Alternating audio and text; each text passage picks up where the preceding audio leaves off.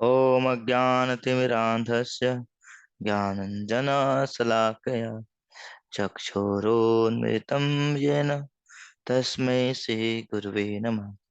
श्रीचैतन्यमनोभीष्टं स्थापितं येन भूतले स्वयं रूपः कदा मह्यं ददाति स्वपदान्तिकम्। वन्देऽहं श्रीगुरो शिवतापदकं लं श्रीगुरुन् वैष्णवांश्च श्रीरूपं सागजातं सहगण रघुनाथान्वितं तं सजीवं साद्वैतं सावधूतं सहितं कृष्ण चैतन्य देवं श्रीराधा कृष्ण पादान् सहगण ललिता श्री विशाखान्वितांश्च हे कृष्णा करुणा सिंधु दीनबंधु जगतपते गोपेश गोपिका कांत राधा कांत नमस्तुते तप्त कांचन गौरांगी राधे वृंदावनेश्वरी विश्वभानुसुते देवी प्रणमामि हरिप्रिये वाञ्छाकल्पतरुभ्यश्च कृपासिन्धुभ्येव च पतितानां पावनेभ्यो वैष्णवेभ्यो नमो नमः। जय श्री कृष्ण चैतन्य प्रभु नित्यानंद श्री अद्वैत गदाधर श्रीवासादि गौर भक्तविंद। हरे कृष्णा कृष्णा कृष्णा हरे हरे, हरे राम राम राम हरे हरे।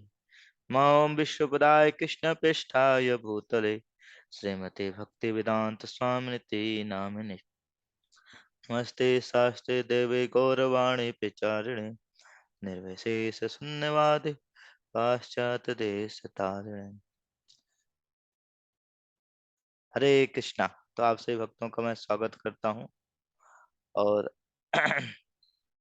अभी हम श्रीमद् भागवतम के आज हम लोग श्रीमद् भागवतम के दूसरे स्कंद का तीसरे अध्याय का जो श्लोक नंबर है 20, इससे पढ़ना शुरू करेंगे। जैसे कि हम लोग पहले से ही कंटिन्यू कर रहे थे, तो ये बड़ा विशेष महीना चल रहा है। इस महीने में हम लोग ने हम्म, हम्म, हाँ, इस महीने को कार्तिक महीना या दामोदर महीना बोलते हैं। और पिछले क्लास में हम लोग ने चर्चा किया था किसके बारे में, कार्तिक के महात्म्य के बारे में थोड़ा चर्चा किया। और फिर दूसरा कि भगवत भक्ति के लक्षण क्या होते हैं, उसके बारे में भी हम लोग ने चर्चा किया। तो आज जो हम लोग चर्चा करने वाले हैं वो बड़ा ही सुंदर विषय है। ये जो चर्चा का विषय है, हम लोग भागवतम से चर्चा कर रहे हैं। पिछले अध्याय में हम लोग ने, पिछला जो क्लास था उसमें हम लोग ने डिस्कस किया था कि कैसे हाँ, कैसे एक मनुष्य जीवन का जो महत्व है उसके बारे में बताया गया था। मनुष्य जीवन का महत्व क्या है उसके बारे में बताया गया था विशेष तौर से पिछले क्लास में। और इस क्लास में जो हम लोग चर्चा करने वाले हैं, उसके आगे का हम लोग चर्चा करते हैं। देखिए जैसे यहाँ बताया गया, ये श्लोक है। बिले बताओ बतोर्क्रमा विक्रमानये न श्रवन्त कर्णपुष्टे नरस्य जीवा सती दुरुक्तिका रुक्तिकेव सुतः न च उपगायति उरुगाय गाथा। बता रहे हैं कि बड़ा है बिले वत उर्क्रम वृक्कमान ये मतलब बिले मतलब बिल, बिले मतलब बिल, बिल मतलब कौन सा बिल, सांपों का बिल। उत उरुक्रम मतलब उत मतलब समान है, बत उरुक्रम मतलब समान है। क्या है, उरुक्रमा मतलब अद्भुत। भगवान का नाम एक नाम है उरुक्रमा, मतलब जिनकी जिनके कार्य क्या है, जिनकी जो एक्टिविटी है वो क्या होते हैं, बड़े ही महान है। उरुक्रम बड़े ही महान है। ऐसे भगवान को उरुक्रम मतलब बड़े ही उग्र कार्य हैं, जिनके अद्भुत कार्य हैं। और वृक्कमान है ये मतलब सौर्य। ये न श्रूयंत कर्ण पुटे नरस्य, यानी जो व्यक्ति के कान, जो व्यक्ति के कान जो व्यक्ति भगवान के सौंदर्य के अद्भुत कथाओं के विषय में न सुनता है, न गाता है, हाँ, न कीर्तन करता है, वो व्यक्ति क्या है? उस व्यक्ति को बताया गया है, उस व्यक्ति के जो कान है, हाँ, वो किसके समान है? सांप के बिल के समान। वो किसके समान है? सांप के बिल के समान है। कि जैसे सांप के बिल, जो सांप होता है बिल में रहता है, देखिए यहाँ होता है, जिसने भगवान के शौर्य तथा अद्भुत कार्य की कथाएं नहीं सुनी। देखिए इस संसार में कितने लोग, इस संसार में बहुत कम व्यक्ति हैं जो भगवान की गाथाएं या भगवान की कथाएं सुनते हैं। तो यहाँ बताया है कि जिसने भगवान के शौर्य या अद्भुत कार्यों की कथाएं नहीं सुनी, तथा जिसने भगवान के विषय में गीतों को गाया या उच्चारण, वो गाया गाया या उच्च स्वर से उच्चारण नहीं किया, उसके श्रवण रंध्र मानो सर्प के बिल हैं, और उसकी जिह्वा क्या है? मेढक की जीभ है। हाँ, देखिए जैसे सांप होता है, सांप देखिए क्या है? वो बिल में रहता है, किसी काम का रहता है? नहीं रहता है। और मेढक या देखिए, और बिल में सांप, बिल में क्या है? सांप रहता है, किसी काम का रहता है? नहीं। वो क्या करता है? केवल वहीं पर जीवात्मा को, दूसरों को कष्ट देता है। उसी तरह से उसी तरह जो व्यक्ति अपनी कथाओं से भगवान के नाम का कीर्तन, भगवान की कथाएं, भगवान का गुणगान नहीं सुनता है, उसके कान क्या है? सांप के समान है। देखिए सांप कभी भगवान का नाम लेता है? नहीं। क्या भगवान का नाम, भगवान की कथाएं, कीर्तन, क्या? हरे कृष्णा कृष्णा कृष्णा हरे हरे, हरे राम राम राम हरे हरे। और उसके जो व्यक्ति, जिनकी व्यक्ति में जिन व्यक्ति की जीभ भगवान के नाम का उच्चारण नहीं करती है, वो मेढक, उसकी जीभ क्या है? मेढक के समान। जैसे मेढक देखिए, मेढक क्या करता है? टर टर टर टर टर करता है। उसी तरह से हाँ, और मेढक टर टर करके क्या करता है?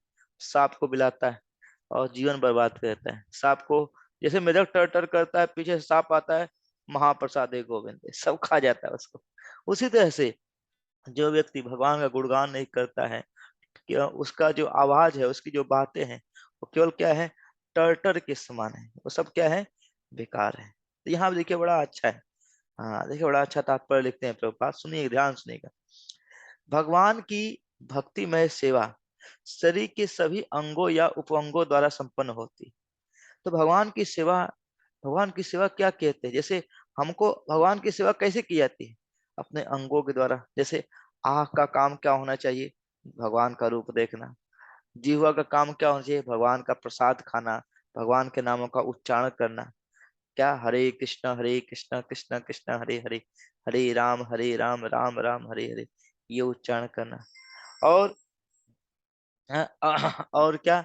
जैसे कान का काम क्या होना चाहिए? भगवान के बारे में सुनना होना चाहिए। और क्या नाम है कि जैसे नाक का काम क्या होना चाहिए? भगवान के जो पुष्प हैं उसको सूंघना। तो ये सभी इंद्रियों को भगवान की सेवा में लगाने चाहिए। तो बता रहे हैं यह आत्मा की दिव्य गतिशील शक्ति है। तो इसे करने से क्या होता है? आत्मा का उद्धार होता है, आत्मा की उन्नति होती है। अतएव यहाँ बताया, अतएव भक्त भगवान की सेवा में 100% लग सकते हैं। अगर हम अपने अपने अंगों को भगवान की सेवा में लगाना चाहते हैं, तो अपने अंगों तथा उपांगों की भगवान की सेवा में ऐसे करके लगा सकते हैं। बता रहे हैं, भक्ति कोई तभी कर सकता है जब उसके शरीर की इंद्रियां भगवान के संबंध की दृष्टि से शुद्ध हो, अथवा वह अपनी समस्त इंद्रियों से भगवान की सेवा कर सके। फलतः जब तक इंद्रियां इंद्रिय तृप्ति में लगी रहती हैं, तब तक इंद्रिय तथा उनके कार्यों को अशुद्ध तथा भौतिकवादी माना चाहिए। तो हमारी अभी इंद्रियां क्या है? हम सब लोग जितने लोग हैं, उनकी इंद्रियां क्या है? अभी भौतिक कार्यों में लगी हुई है। अभी किस में लगी हुई है? भौतिक कार्यों में लगी हुई है। इसलिए हमारी इंद्रियां क्या है? अभी अशुद्ध है। अभी क्या है? अशुद्ध है। जैसे जैसे सोना होता है, सोना सोना जब खादान से निकाला जाता है तो क्या होता है? अशुद्ध होता है। जब उसको तपाया जाता है, उसको गलाया जाता है, उसमें कुछ और केमिकल डाले जाते हैं, तो उसकी अशुद्धि क्या हो जाती है? दूर हो जाती है। उसी तरह से हम सब लोग क्या है? अभी हमारी जो सोच है अशुद्ध, मतलब क्या है? हमारी सोच अशुद्ध, हम अशुद्ध नहीं है। हमारी सोच अशुद्ध है, और सोच अशुद्ध होने के कारण से हम भी क्या है, अशुद्ध हैं। इसलिए हमको अपनी इंद्रियों को भगवान की सेवा में लगाना है। हाँ, ये नहीं कोई इस व्यक्ति शुद्ध, कई लोग होते हैं बहुत अच्छे से नहा धो के रहेंगे, बहुत अच्छे से नहा धो के रहेंगे, लेकिन क्या होता है, नहाने धोने से कोई व्यक्ति शुद्ध नहीं होता है। साफ सुथरा देखने से कोई व्यक्ति शुद्ध नहीं होता है। जैसे हंस होता है, देखिए हंस, जैसे बगुला, बगुला देखो ना, बगुला, बगुला होता है, तालाब में पाया जाता है, बड़ा सफेद सफेद दिखता है, बड़ा सुंदर दिखता है। और लेकिन जैसे ही बगुला एक टांग पर रहता है, कहाँ पर, पानी में, जहाँ पानी चलता है, और एक टांग पर खड़ा रहता है, जैसे ही उसके बगल से कोई मछली निकलती है, गपते का मत, तो क्या होता है, महाप्रसाद गोविंद, सब खा जाते हैं। तो देखने में लग रहा है बगुला क्या है, अ, वो बड़ा ही साफ सुथरा लग रहा है, देखिए कितना चमकता है, देखिए अंदर क्या है, वह मांस खा रहा है। उसी तरह से कोई व्यक्ति हो सकता है, ऊपर से देखने में शुद्ध हो सकता है, लेकिन ऊपर ऊपर से देखने में शुद्ध हो सकता है, लेकिन जब तक हृदय नहीं सुंदर है, हाँ, उसकी इंद्रिया कंट्रोल में नहीं है, तो वो व्यक्ति क्या है, बहुत ही गंदा है। तो शुद्ध होने का मतलब क्या है, शुद्ध होने का मतलब क्या है, अपनी चेतनाओं को, अपनी सोच को, हाँ, अपने क्या नाम है, क्रियाकलापों को शुद्ध करना। तो अपने चेतना को, अपने सोच को, अपने क्रियाकलापों को, अपने इंद्रियों को यह शुद्ध कर सकते हैं। ऋषि के न ऋषि के स सेवनम भक्ति उच्यते। जब हम अपने इंद्रियों से किसकी, भगवान की सेवा करते हैं, जितना हम भगवान की सेवा करेंगे, हमारी चेतना क्या होगी, शुद्ध होगी। जितना चेतना भगवान की सेवा करेंगे, इससे हमारी इंद्रिया शुद्ध होगी। भगवान का गुणगान करने से, भगवान के नाम का कीर्तन करने से, भक्तों की सेवा करने से, प्रसाद पाने से, भगवान का दर्शन करने से, हाँ, क्या है, भगवान के नाम का, भगवान का क्या नाम है, अपने शरीर द्वारा भक्तों की सेवा करने से, इससे क्या होगी, हमारी इंद्रियां शुद्ध होगी। और जब इंद्रियां शुद्ध होगी, तो क्या हो सकते हैं, हम हर समय भगवान का चर्चा कर सकते हैं, भगवान का गुणगान कर सकते हैं। देखिए इसमें यही बताया जा रहा है, क्या, देखिए इसमें बताया जा रहा है, बड़ा सुंदर बताया जा रहा है, देखिए क्या है। हम्म। हाँ, देखिए क्या बता रहे हैं यहाँ पर। हाँ शुद्ध इंद्रिया इंद्र तृप्ति में नहीं, अपितु तो पूर्ण भगवान की सेवा में लगे थे। देखिए यहाँ बड़ा बड़ा अच्छा होता है, जो शुद्ध इंद्रिया है, हमारी जो शुद्ध, अगर शुद्ध हो जाएंगी तो भगवान की सेवा में लगे, हमारी सेवा में नहीं लगेंगे। भगवान बताए, भगवान समस्त इंद्रियों के परमेश्वर हैं और सेवक हैं, और जो भगवान का अंश रूप, वह भी उन्हीं इंद्रियों से युक्त होते हैं। भगवान की सेवा इंद्रियों का नितांत, भगवान की सेवा इंद्रियों का नितांत शुद्ध उपयोग है। जैसे कि भगवत गीता में कहा गया है, भगवान ने पूर्ण इंद्रियों से उपदेश दिया है, अर्जुन ने पूर्ण इंद्रियों से उसे ग्रहण किया है। यह तरह इस प्रकार का, इस प्रकार यह गुरु तथा शिष्य के मध्य ज्ञेय तथा तार्किक ज्ञान का पूर्ण विनिमय है। हाँ, क्या है, आध्यात्मिक ज्ञान कोई विद्युत आवेश नहीं है जो गुरु शिष्य में प्रवेश करा दे, जैसे मूर्ख कुछ प्रचारक मूर्खतावश दावा करते हैं। जैसे मतलब गुरु, जैसे आध्यात्मिक ज्ञान इलेक्ट्रिसिटी के समान नहीं है। जैसे मान लीजिए आप इलेक्ट्रिसिटी, जैसे मान लीजिए बिजली की तार को पकड़ लेंगे तो क्या होगा, तुरंत आपके अंदर करंट फ्लो कर देगा, तुरंत आपके क्या है, बल्ब जलने लगेगा। और उस तरह से ये आध्यात्मिक ज्ञान नहीं है। आध्यात्मिक ज्ञान नहीं, गुरु छुएंगे आपके अंदर, अंदर दिव्य ज्ञान हृदय प्रकाशित हो जाएगा, ऐसा नहीं है भैया। दिव्य ज्ञान हृदय प्रकाशित हो सकता है, क्या हमारे अंदर वैसी क्वालिटी है, नहीं, क्वालिटी नहीं है। तो हम लोग को प्रयास करना चाहिए। कई लोग बोलते हैं कि क्या है, गुरु को देखते ही हमारे हृदय में दिव्य ज्ञान आ जाएगा, ऐसा नहीं है।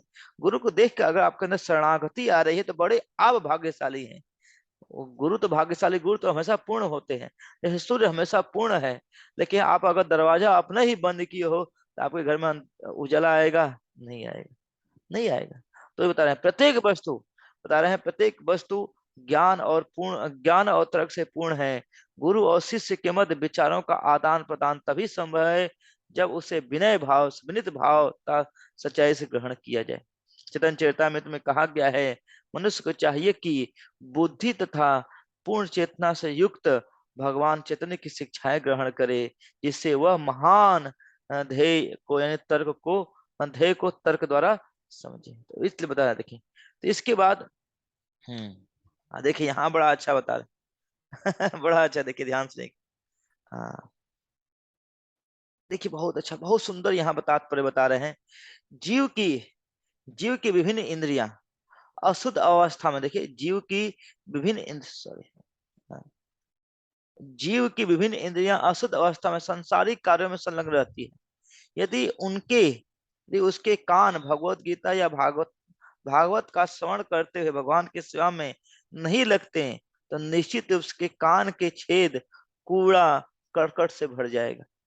जैसे जैसे यहाँ बता रहे एग्जाम्पल में बता रहे हैं कि अगर मान लीजिएगा कोई छेद है, कोई होल है, मान लीजिए सांप का होल है, कोई होल है, उसमें कुछ नहीं रहेगा तो उसमें क्या आ जाएगा, घास फूस आ जाएगा, उसमें कूड़ा करकट आ जाएगा। उसी तरह से जो हमारे कान है, अगर कान को भगवान के गुणगान के श्रवण नहीं लगाएंगे तो उसमें क्या हो जाएगा, इस संसार की अशुद्धि आ जाएगी।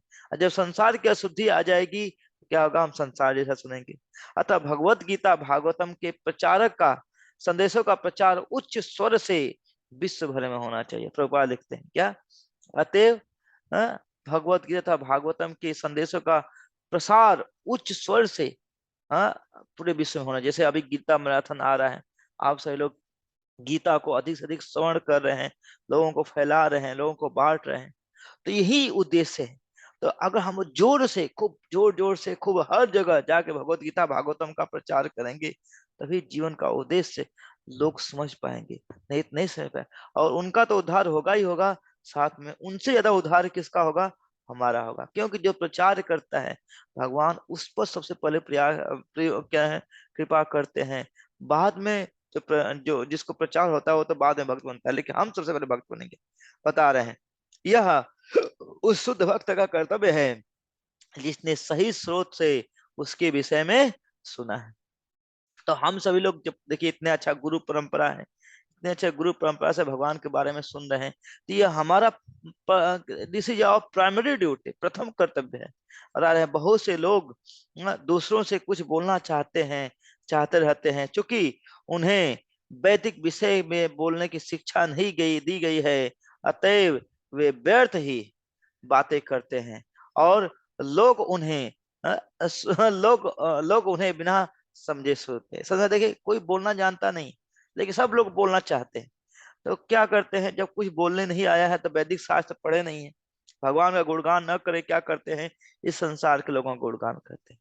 बता रहे हैं सांसारिक खबरों को फैलाने के एक नहीं हजारों साधन है। देखिए इस संसार में न्यूज को फैलाने के लिए देखिए यूट्यूब, फेसबुक, ट्विटर है, क्या क्या है, देखिए संसारिक को फैलाने के लिए कितने कितने हर जगह फैल जा रहा है। देखिए लेकिन बता रहे संसार भर में लोग उसको ग्रहण ग्रहण भी करते हैं।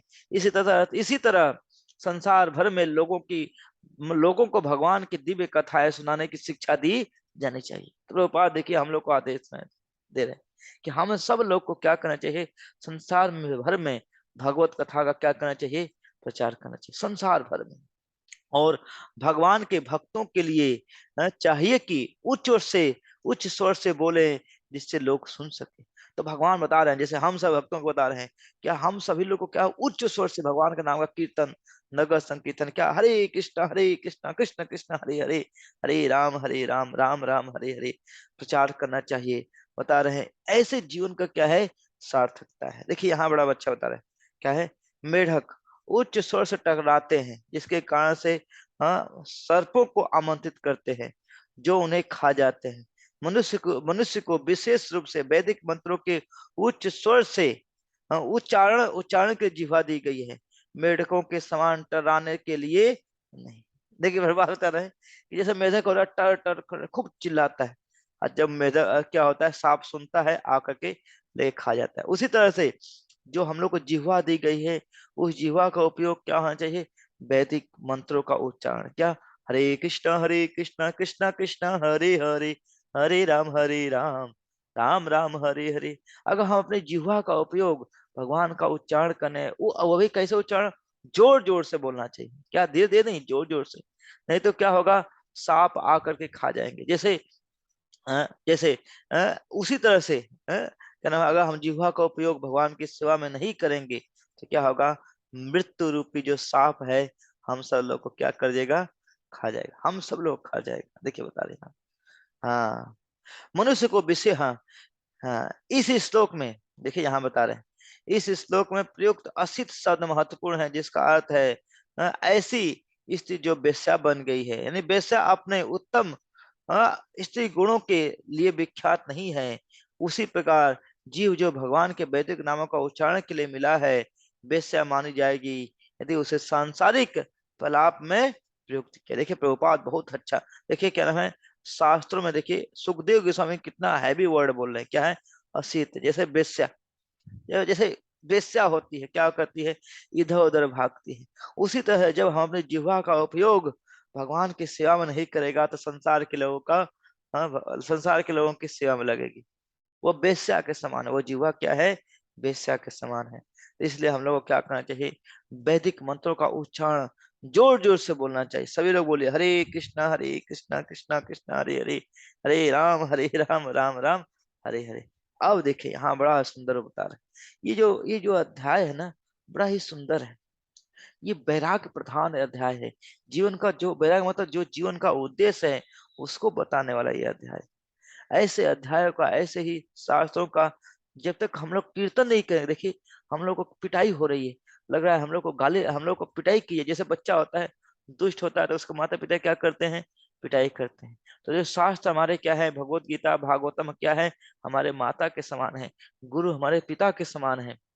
और देखिए तो शास्त्र माता पिता क्या कर रहे हैं, हम लोग को पिटाई कर रहे हैं जबरदस्ती, नहीं सुधरेंगे तो माया रूपी सुधार, बाद में संसार के लोग सुधारेंगे, यानी माया हमको पिटाई करेगी। इसलिए यह जो शास्त्र है माँ के समान है, हमको बहुत हैवी वचन बोल रहे हैं, क्या बता रहे हैं, भारम पटम पट किरीट जुष्टम उत्तम अंगम न ममे मुकुंदम सावो करो नो कुरुते सपार्या हरे लसत कंचन कंगो ओ वाह।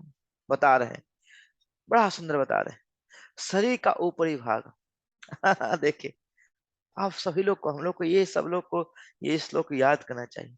ये शरीर का ऊपरी भाग भले ही रेशमी कपड़ों से, रेशमी पगड़ी से सुसज्जित क्यों ना हो, जैसे कई लोग होते हैं ना, क्या करते हैं, सर पर पगड़ी बांध लेते हैं। अब पगड़ी क्या होती है, उनकी आन बान शान की पहचान होती है। उसी तरह से बता रहे हैं, शरीर का ऊपरी भाग भले ही रेशमी पगड़ी से बधा यानी सुसज्जित क्यों न हो, किंतु यदि वह मुकुंद के दाता यानी भगवान के समक्ष झुकाया नहीं जाता तो वह केवल एक भारी बोझ के समान है। किसके समान है, बोझ के। यानी जो व्यक्ति भगवान के सामने झुकता नहीं है, प्रणाम नहीं करे, जैसे नहीं पुष्पा बोलता है झुकने का नहीं, अब आगे समझ सकते हैं। तो जो अगर झुकोगे नहीं भैया तो क्या हो जाए, जैसे जो पेड़ क्या होता है एकदम टाइट खड़ा रहता है तो क्या होता है, टूट जाता है या जड़ से उखड़ जाता है।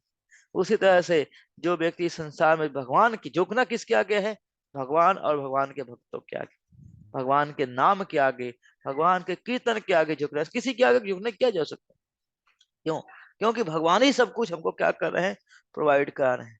तो भगवान के आगे झुकना चाहिए, किसी और के आगे क्यों झुके, भगवान के आगे झुकी। तो बता रहे हैं जो व्यक्ति जो व्यक्ति या जिस व्यक्ति का सर, यह व्यक्ति जिस व्यक्ति का सर भगवान के सामने झुकता नहीं है, भले ही कितना अच्छे से मुकुट पहना हो, सुंदर पगड़ी लगाया हो, वह सब क्या है, क्या है, बेकार के, वो एक बोझ के समान है, क्या है, बोझ के समान है। इसी प्रकार देखिए हमारा इसी प्रकार, चाहे हाथ चमचमाते कंकड़ों से अलंकृत हो, कंकड़ मतलब कंगन से, मतलब कई लोग होते हैं बहुत अच्छे अच्छे हाथों में कड़े पहन लेते हैं, कई माताएं हाथ में सुंदर सुंदर चूड़ियां पहन लेती है, कंगन पहन लेती है, बड़ा सोने का शंख का अलग अलग पहन लेती है। लेकिन यहाँ बता रहे हैं यदि भगवान हरि की सेवा में नहीं लगे रहते तो वे मृत पुरुष के हाथों के तुल्य है। किसके समान है, मृत। जैसे कोई व्यक्ति मर गया है, कोई व्यक्ति मर गया है, उसके हाथ में कितना भी सोना पहना दो, कितना भी श्रृंगार कर दो, वो हाथ किसी काम का है नहीं। उसी तरह से जो व्यक्ति, जो हाथ भगवान की सेवा में नहीं आता है, भगवान के सेवा में यूज नहीं होता है, भले ही अच्छे से उसका श्रृंगार किया गया हो, उस हाथ में अच्छे से कड़ा समझा, कड़ा पहना और चूड़ी पहना हो, कुछ ही पहना हो, वो हाथ क्या है, मृत पुरुष के हाथ के तुल्य है। देखिए यहाँ बता रहे हैं। हाँ एक मिनट, एक, हरे कृष्ण। बड़ा सुंदर बता रहा है। क्या बता रहा है तात्पर्य? जैसे कि पहले ही कहा जा चुका है, भगवत भक्त तीन प्रकार के होते हैं। प्रथम श्रेणी के भक्त महाभागवत कहलाते हैं। बता रहे हैं यहाँ देखिए, तीन प्रकार के भक्त होते हैं। कौन? प्रथम श्रेणी के भक्त, भक्त केवल भगवान की सेवा में लगा हुआ दिखता है, किंतु द्वितीय श्रेणी के भक्त भक्तों तथा भक्तों में अंतर करते हैं। अतः वे द्वितीय श्रेणी के भक्त धर्म उपदेश के लिए उपयुक्त है, से उपयुक्त श्लोक में कहा गया है। वे उच्च स्वर से भगवान के नाम का प्रचार करते हैं। उच्च स्वर से क्या करते हैं? भगवान के नाम का प्रचार करते हैं। अब देखिए यहाँ पे विचार करना चाहिए। इस श्रेणी के भक्त, इस श्रेणी के भक्त तृतीय श्रेणी के भक्त या अभक्तों को ही अपना शिष्य बनाते हैं। कभी कभी प्रथम श्रेणी के भक्त भी द्वितीय श्रेणी में आकर प्रचार करते हैं कि तो सामान्य व्यक्ति को जिससे यह आशा की जाती है वह कम से कम तृतीय श्रेणी का शिष्य भक्त तो बन ले। जहाँ यहाँ पर सलाह दी गई है क्या है? मंदिर में भगवान के सामने जा करके झुकना। यानी कम से कम जो देखिए, जो प्रचारक होते हैं उच्च क्लास के लोग होते हैं। कौन? जो बहुत ही टॉप क्लास के लोग होते हैं, वो क्या कहलाते हैं? प्रथम श्रेणी के भक्त। जिनको देखते ही कृष्ण का याद आ जाए, जिनको देखते ही। तो ऐसे लोग जो होते हैं ज्यादा प्रचार नहीं करते हैं। ऐसे लोग क्या होते हैं? ज्यादा प्रचार नहीं करते। दूसरे लोग होते हैं, वो क्या करते हैं? उतने उच्च क्लास के नहीं होते हैं, लेकिन बच्चे बड़े अच्छे से तिलक लगाएंगे, बड़े अच्छे से माला करेंगे, सब कुछ करेंगे, लेकिन उतने उच्च क्लास के नहीं होते। तो वो लोग क्या करते हैं? आ करके वो जा करके घर घर जाते हैं, यूट्यूब के द्वारा, जूम के द्वारा क्या करते हैं? और प्रचार करते हैं।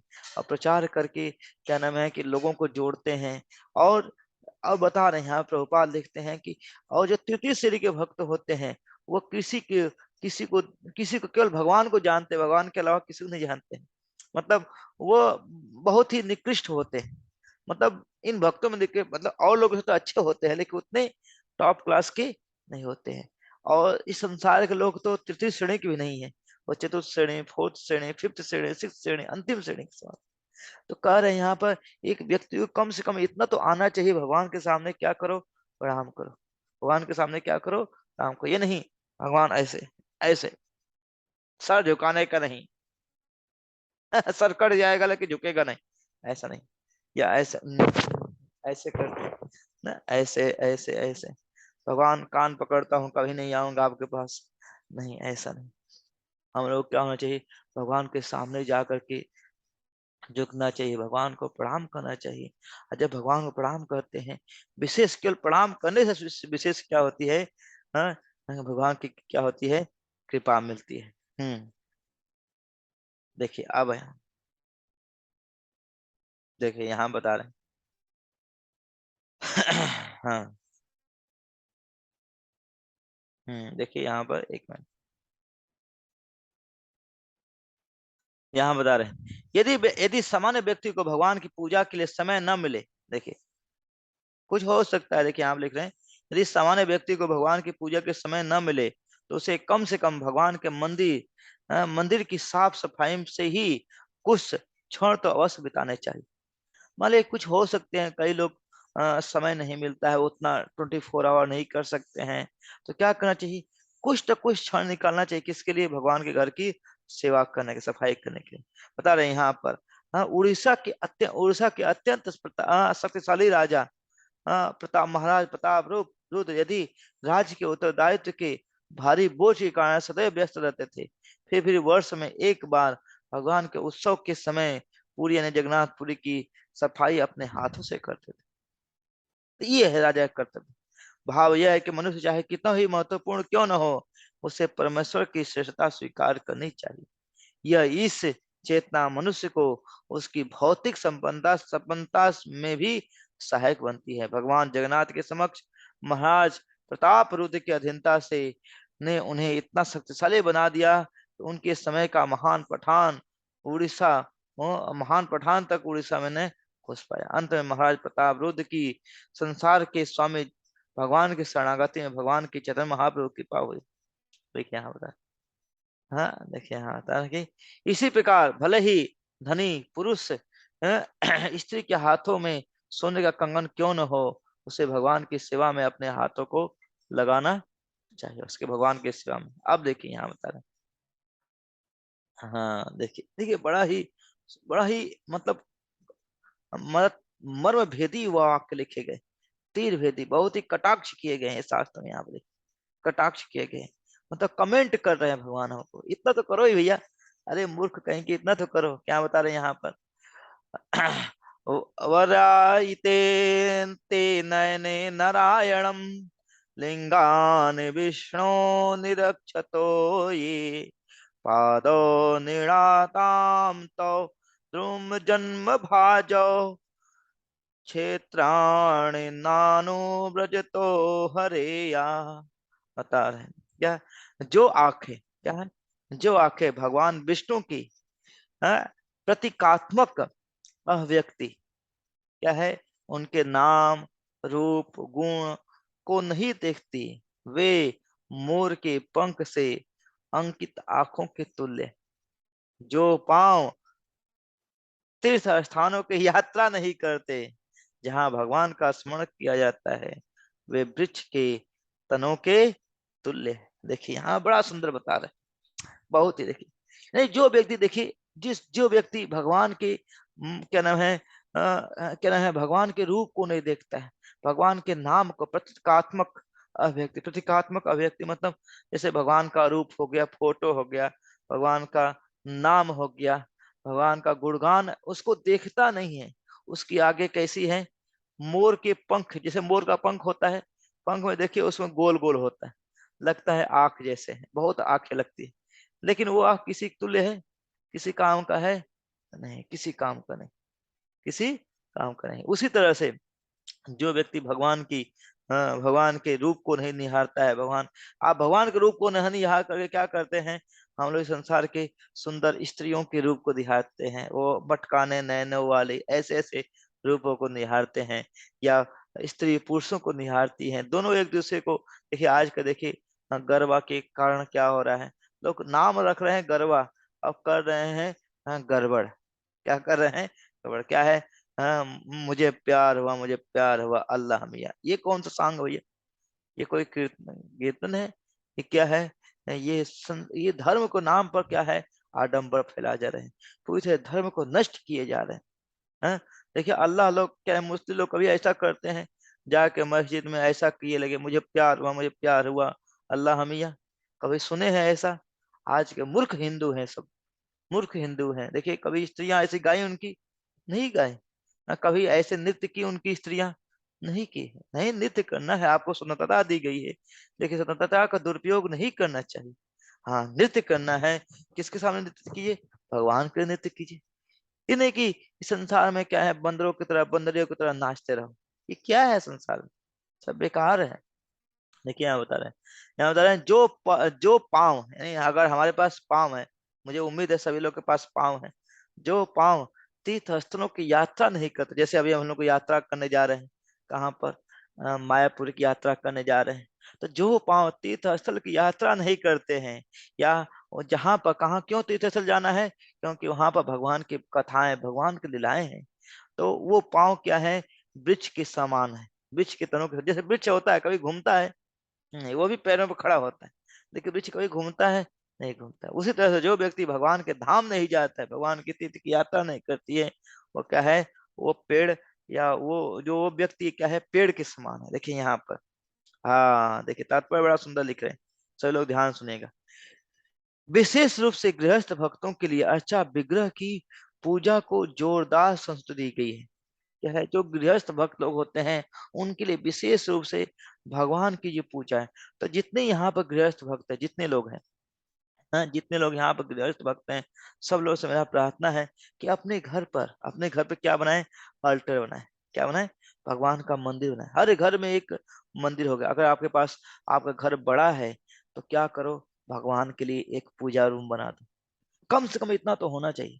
अगर बड़ा भी नहीं है, तो ये प्रार्थना करना चाहिए, भगवान वो दिन कब आएगा जब आए आपके लिए अलग एक रूम रखूंगा। जैसे हमारी शादी होती है बेटे के लिए, तो क्या करते हैं, उसके लिए अलग रूम, उसके लिए अलग प्रॉपर्टी, अलग बेड, सब कुछ रखते हैं ना।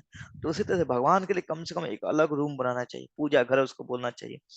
अगर जो घर है हमारा, ये नहीं कि भगवान को ताखे पर टांग दो, भगवान को मंदिर बनाया, ताखे पर, फोटो पर टांग दो, भगवान कभी नीचे उतरना मत, नहीं तो मैं आपको केस कर दूंगा, चाहे कोर्ट में केस कर दूंगा। तो कलयुग के जीवात्मा इतने मूर्ख हैं।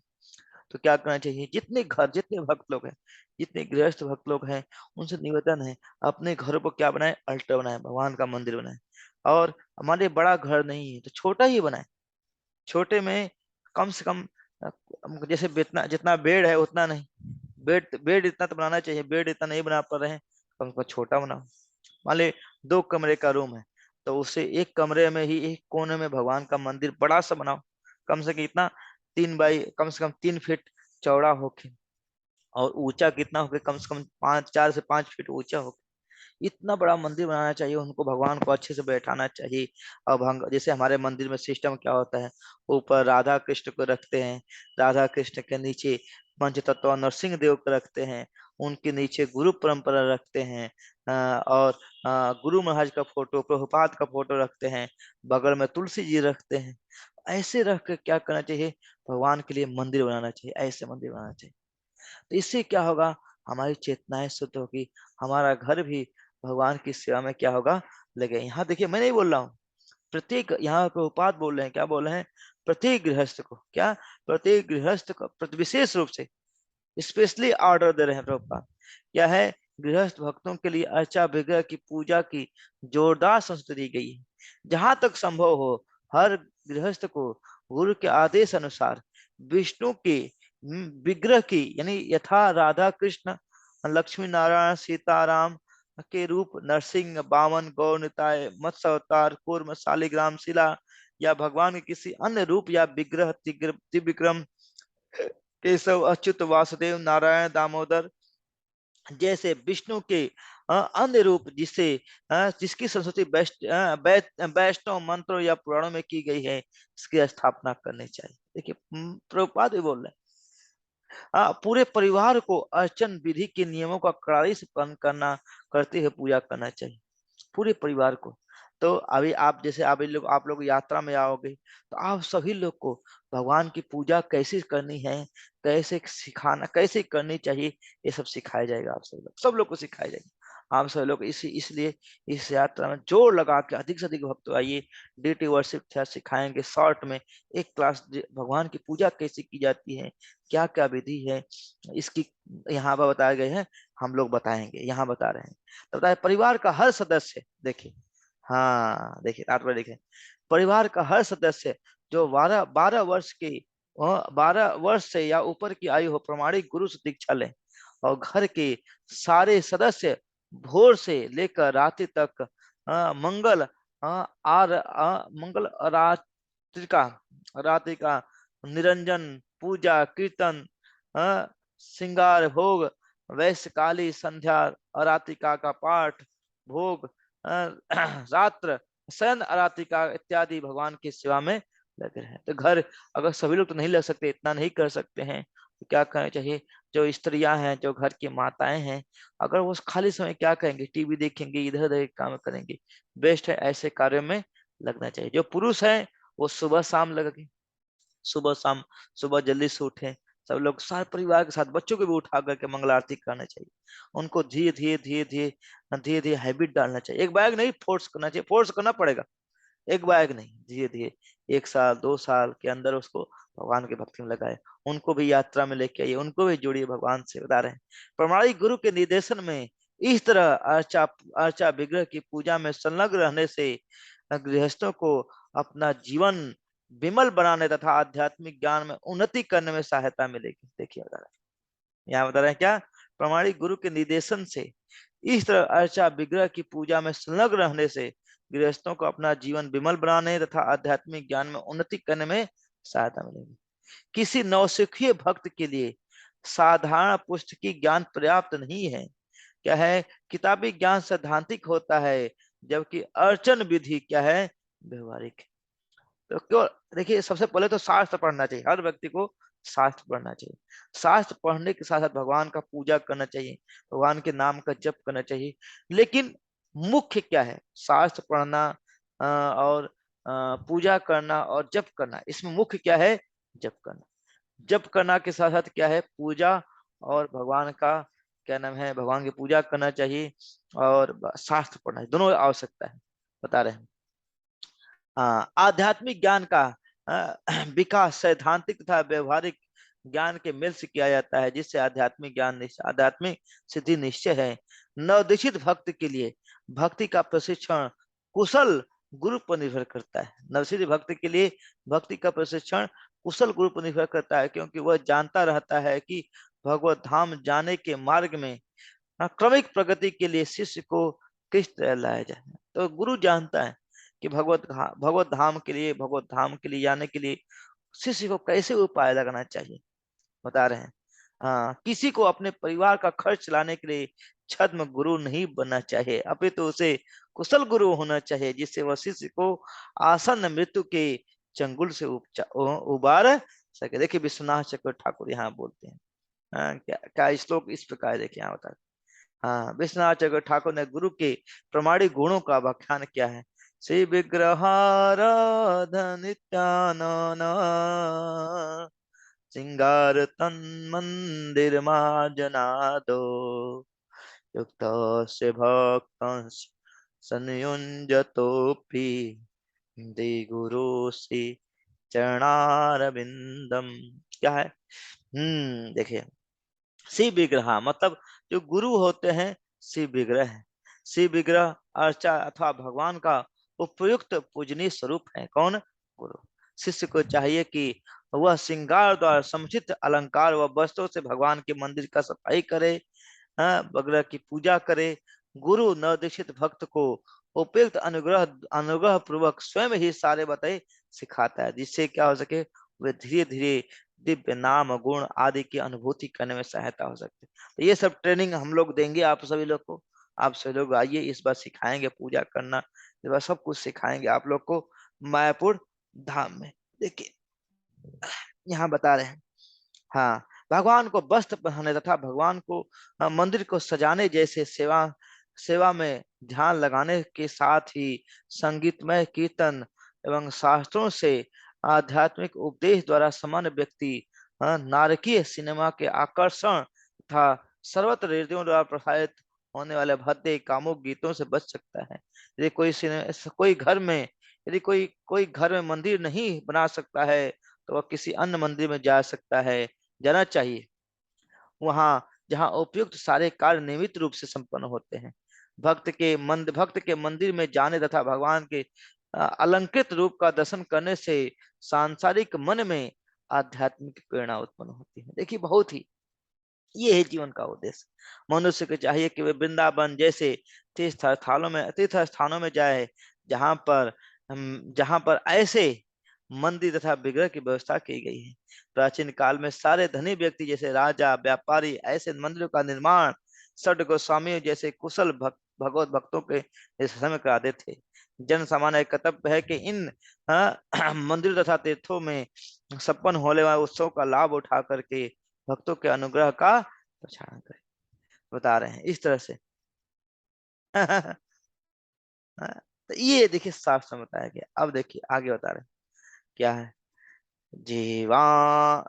जिह्वान् स्वच्छो भगवन् अंघ्रेणु न चातुमत्यो अखिल भेतु व्यस्तु श्री विष्णु पाद्य मनुज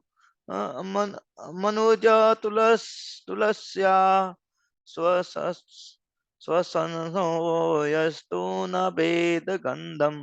बता रहे हैं जिस व्यक्ति ने कभी भी भगवान की, देखिए यहाँ बता रहे, जिस व्यक्ति ने कभी भी भगवान की शुद्ध भक्ति के चरण रेणु जिसे मस्तक पर धारण की वह धारण नहीं की तरह, जिस व्यक्ति ने कभी भी भगवान के शुद्ध भक्तों की चरण रेणु मस्तक पर धारण नहीं किया है, क्या है कि है वह निश्चित रूप से सौ है, मतलब वह मरा हुआ व्यक्ति है। जिस व्यक्ति ने भगवान के चरणों पर चढ़े तुलसी दलों की सुगंध का अनुभव नहीं किया है, वह सांस लेते हुए भी क्या है, मृत्यु के तुल्य है। देखिए बड़ा ही कड़क शब्द बता रहे हैं।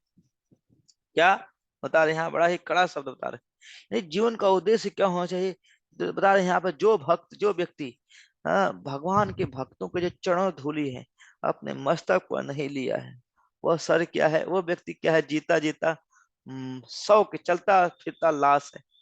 चलता फिरता क्या है, लाश है।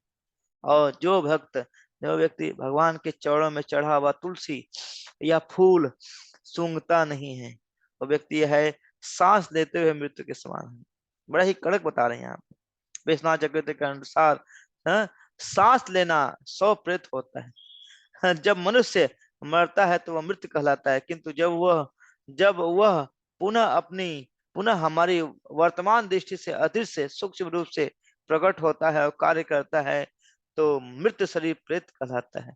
प्रेत सदैव ही बुरे तत्व होते हैं जो दूसरों के लिए भयानक स्थिति उत्पन्न करते हैं। इसी तरह से प्रेत सदृश भक्त, जिन्हें वह शुद्ध भक्तों के लिए मंदिरों के विष्णु विग्रहों के लिए समान है, वे सदैव भक्तों के लिए भयानक स्थिति उत्पन्न करते हैं।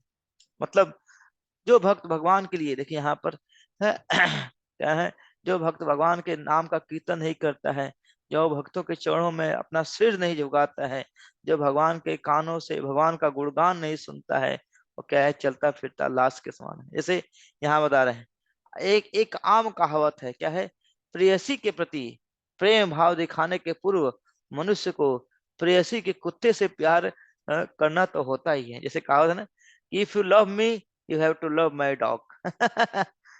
If you love me you have to love my dog. उसी तरह से अगर आप कहना है भगवान से प्रेम करते हो, ये कहते हो कि मैं भगवान से प्रेम करता हूँ, किसी से नहीं प्रेम करता हूँ, ये गलत है।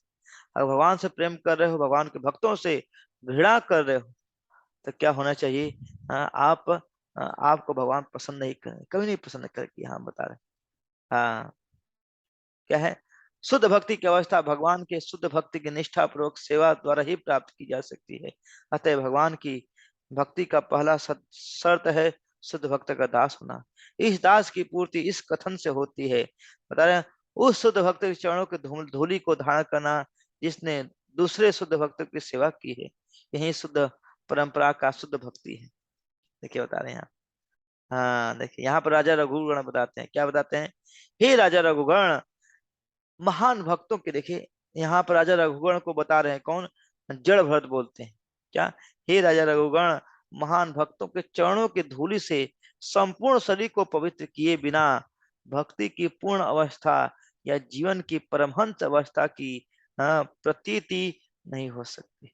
मतलब जीवन अगर भक्तों का चरणों की धूलि, जो व्यक्ति क्या करता है, भक्तों के चरणों की धूलि शरीर में धारण करता है, भगवान बड़े खुश होते हैं।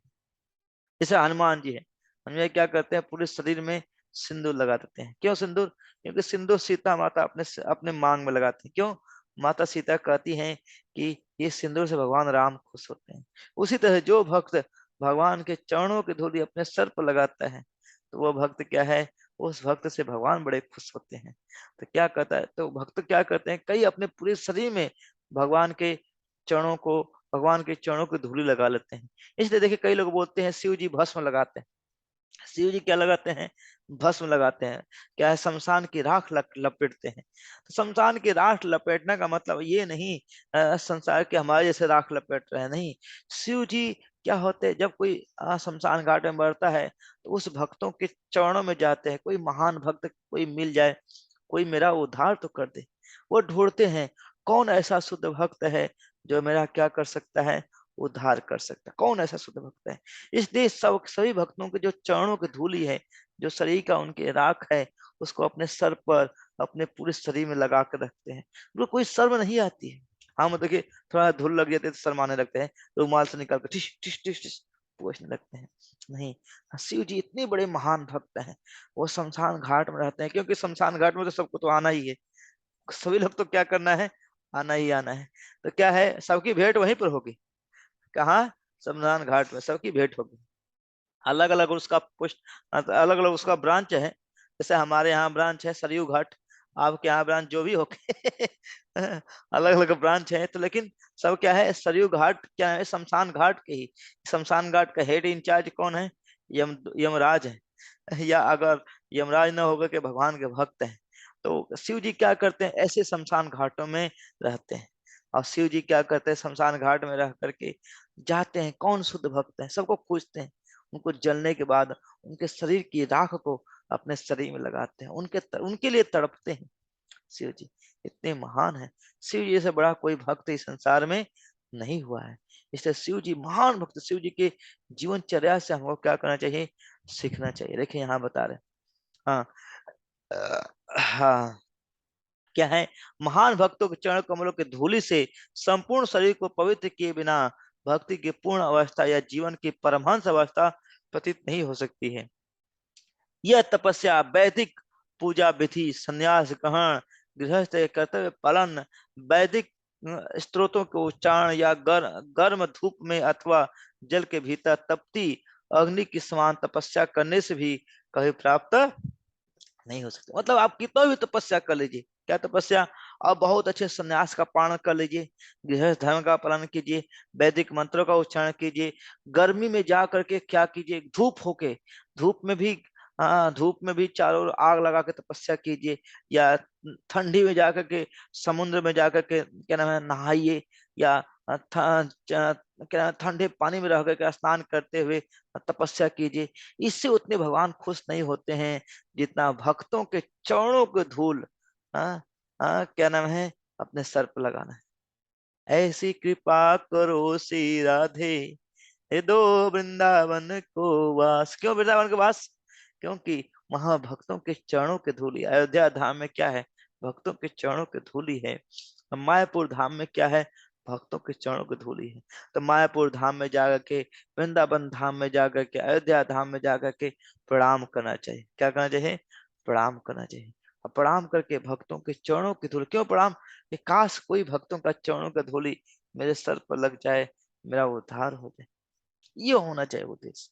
इस उद्देश्य के लिए हमको क्या होना चाहिए, जीना चाहिए। ये मनुष्य का उद्देश्य है, मनुष्य जीवन का क्या है, उद्देश्य है, बता रहे हैं।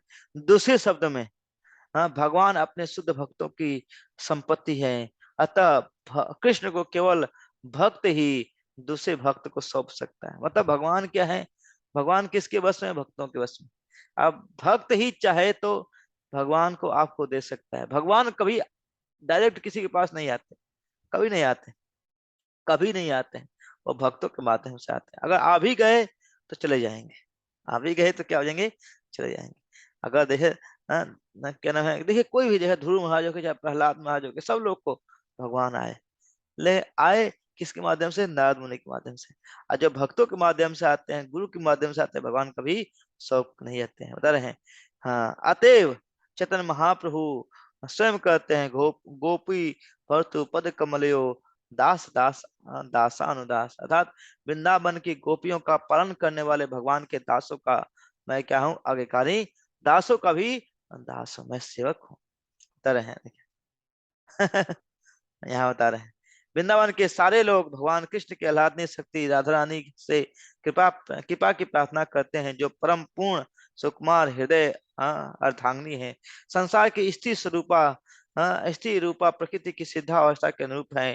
तथा निष्ठावान भक्तों को राधा ने कृपा कृपा की सरलता से प्राप्त हो, और एक बार जब उन्हें भगवान कृष्ण के ऐसे भक्तों का अनुमोदन करती है, भगवान तुरंत ही अपना संगी बना लेते हैं। अतः निष्कर्ष यह निकलता है, मनुष्य को सीधे कृष्ण की कृपा की खोज न करके भक्त की कृपा प्राप्त करनी चाहिए। किसकी कृपा प्राप्त करनी चाहिए, भक्तों की। डायरेक्ट भगवान, देखिए यहाँ निष्कर्ष क्या है, कंक्लूजन क्या है, कि मनुष्य को सीधे भगवान की कृपा की खोज न करके भगवान की भक्तों की कृपा प्राप्त करनी चाहिए। ऐसा करने से भगवान की कृपा से भक्त ऐसा करने यानी भक्त की कृपा से भगवान की सेवा करने तथा स्वाभाविक आकर्षण पुनः जागृत हो जाएगा, पुनः जाग जाएगा उसके हृदय में। कृष्ण भक्ति क्या होगा, पुनः जागृत हो जाएगा। बोलिए मेरे साथ, हरे कृष्णा कृष्णा कृष्णा हरे हरे, हरे राम राम राम हरे हरे। जगत गुरु श्रील प्रभुपाद की जय। ग्रंथराज श्रीमद् भागवतम की जय। ताई गौर प्रेमानंदे हरि हरि।